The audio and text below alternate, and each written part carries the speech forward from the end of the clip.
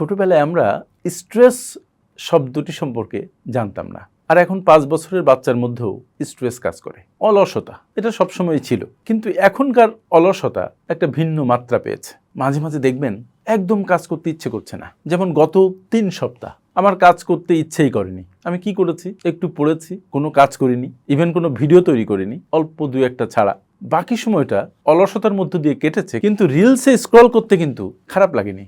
একবার রিলসের মধ্যে ঢুকলে অসংখ্য রিলস দেখা হয়ে গেছে। ইরান যুদ্ধের মধ্যে ঢুকলে অসংখ্য ভিডিও দেখা হয়ে গেছে। যখন কাজ করতে ভালো লাগে না, তখন অনেক সময় অকাজ করতে ভালো লাগে। অকাজেও শ্রম যায়, অকাজেও মেধা যায়, কিন্তু অকাজে প্রোডাক্টিভ কিছু হয় না। আচ্ছা, আপনার কি এমন হয় মাঝে মাঝে যে কাজ করতে একদম ইচ্ছে করছে না, মুড ভালো নেই, বাইরে বৃষ্টি, এজন্য কাজ করব না, কেমন যেন লাগছে, মাথাটা ঝিমঝিম করছে, কাজ করব না, দূর এত কাজ করে কি হবে, এজন্য কাজ করব না, এমন কি আপনার হয়?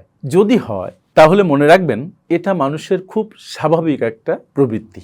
অনেকে প্রশ্ন করেন, আমি কি 1 কাপ কফিও খাবো না? আমি বলি অবশ্যই আপনি কফি খাবেন, কিন্তু তার আগে পড়ুন এই বইটি, আমি কি 1 কাপ কফিও খাবো না। আমার লেখা এই বই আপনার চিন্তার নানা দিগন্ত উন্মোচন করবে, আপনাকে আর্থিকভাবে ফ্রি হতে দুর্দান্তভাবে সহায়তা করবে। আমি 5-6 বছর একটানা ভিডিও করেছি, একদিনের জন্যও কোনো ভিডিও তৈরি করা বা আপলোড করা মিস করি নাই। প্রতিদিন প্রায় 2500 শব্দ করে লিখেছি। কিন্তু হঠাৎ করে যে কি হলো, এই 2-3 সপ্তাহ একেবারে ভাল লাগছিল না। যখন ভাল লাগছিল না, তখন আমি একটা কাজ করেছি।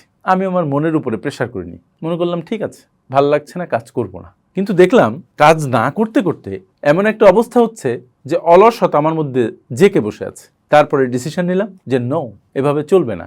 গতকাল থেকে আবার ভিডিও তৈরি করা শুরু করেছি, আবার লেখা শুরু করেছি, আবার পড়া শুরু করেছি, আবার মিটিং শুরু করেছি, আবার নেটওয়ার্কিং শুরু করেছি। এখন আপনার যখন মোটেও কাজ করতে ভালো লাগছে না, তখন আপনি কি করবেন? ধরুন অনেক কাজ করার বাকি আছে, সারাদিন অনেক কাজ করতে হবে, কিন্তু মুড নেই, you are not feeling well, কাজ করতে ইচ্ছে করছে না মোটেও। এই ক্ষেত্রে আপনি আমার কয়েকটা টিপস যদি মনে রাখেন, I think it will help you a লট।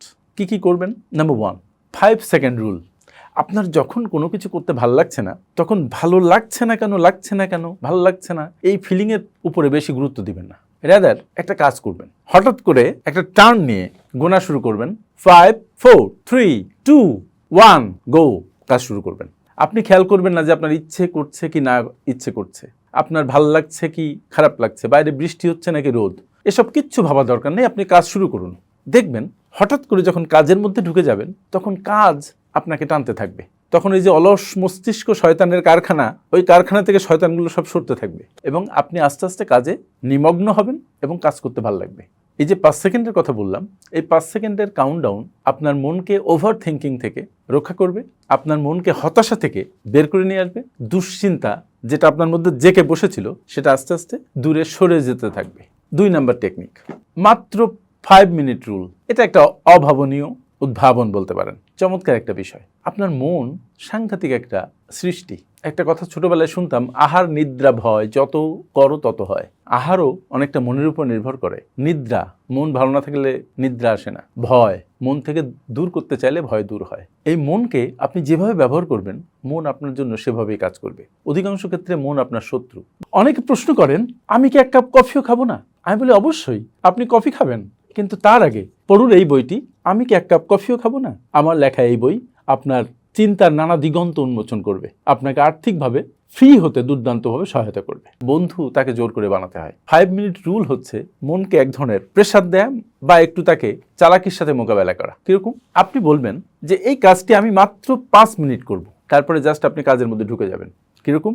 যখন আপনি কাজ শুরু করবেন, মন জানে মাত্র 5 মিনিট কাজ করবেন, কিন্তু কাজের মধ্যে একবার ঢুকলে কাজ আপনাকে টানতে থাকবে, যেটা আগেও বললাম। আপনি ভুলে যাবেন যে আপনি 5 মিনিট কাজ করবেন। আলটিমেটলি তখন সমস্ত অসারতা, সমস্ত আননেসেসারি যন্ত্রণা, এগুলো দূরীভূত হতে থাকবে এবং আপনি কাজের মধ্যে নিবিষ্ট হয়ে যাবেন। তখন যেটা হবে সেটা হচ্ছে কাজ আপনাকে টেনে সামনে নিয়ে যাবে। তখন মনে হবে কাজটা শেষ করে নিই। 5 মিনিটের জন্য শুরু করেছিলেন, হয়তো দেখা যাবে 1 ঘন্টা একটানা কাজ করেছেন, তারপরে তখন আর কাজটা শেষ না হলে মন উঠতে চাইছে না। এটা হচ্ছে 5 মিনিট রুল।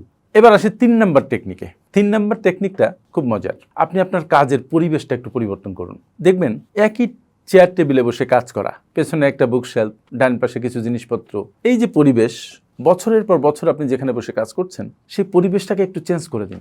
চেয়ার টেবিল ঘুরিয়ে দিন, বুকশেলফ আরেক দিকে নেন, কিছু গাছ ঢুকিয়ে দিন ঘরের মধ্যে। যে জানালা কখনো খুলেন না সেই জানালাটা খুলে দিন। দ্যাট ইজ আপনি বাদে আর সব পরিবেশ চেঞ্জ হয়ে যাক। এই যে পরিবেশ চেঞ্জ হলো তার একটা জাদুকরী প্রভাব আপনার মধ্যে পড়বে।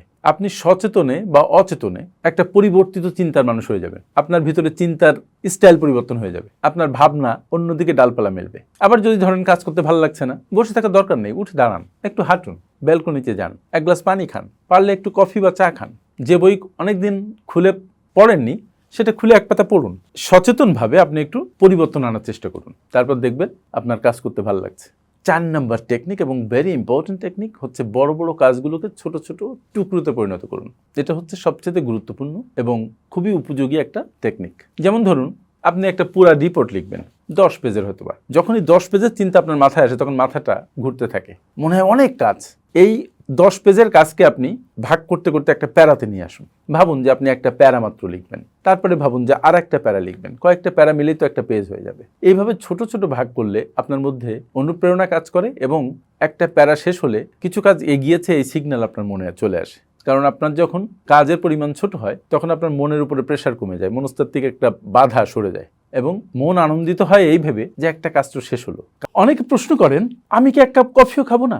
আমি বলি অবশ্যই আপনি কফি খাবেন, কিন্তু তার আগে পড়ুন এই বইটি, আমি কি 1 কাপ কফিও খাবো না। আমার লেখা এই বই আপনার চিন্তার নানা দিগন্ত উন্মোচন করবে, আপনাকে আর্থিকভাবে ফ্রি হতে দুর্দান্তভাবে সহায়তা করবে। কাজের তো বেশ খানিকটা অগ্রগতি হলো। তাহলে কি হলো? আপনার যখন কাজ করতে ইচ্ছে করছে না বাট কাজ করা দরকার, তখন আপনি কি করবেন? প্রথম 5 সেকেন্ড রুল অ্যাপ্লাই করুন, তারপরে যেটা করবেন 5 মিনিট রুল অ্যাপ্লাই করুন, তারপরে নিজের আশপাশ, নিজের চারপাশ পরিবেশ পরিবর্তন করুন, আর অবশেষে বড় কাজগুলোকে ছোট ছোট ভাগে ভাগ করে ছোট অংশ শেষ করুন, তারপর আরেকটা ছোট অংশ শেষ করুন, এই করতে করতে পুরো কাজটা শেষ করুন। এই কাজগুলো করলে দেখবেন যে আপনার ভিতরে যে অলসতা ছিল কখন সেটা হাওয়ায় মিলিয়ে গেছে, আপনার এখন আর অলসতা লাগছে না, you are feeling very good. এবার ছোট্ট একটা কাজ দিই, আপনার যখন কাজ করতে ভালো লাগে না কি করেন? হয়তো আপনার জন্য আপনার টেকনিকটা সবচেয়ে উন্নত, সেটা যদি সবার সাথে শেয়ার করেন কমেন্টে, তাহলে সবাই উপকৃত হলো, আমরা সবার জন্য কাজ করতে পারলাম। থ্যাংক ইউ ভেরি মাচ আমার সাথে এতক্ষণ থাকার জন্য। আসসালামু আলাইকুম।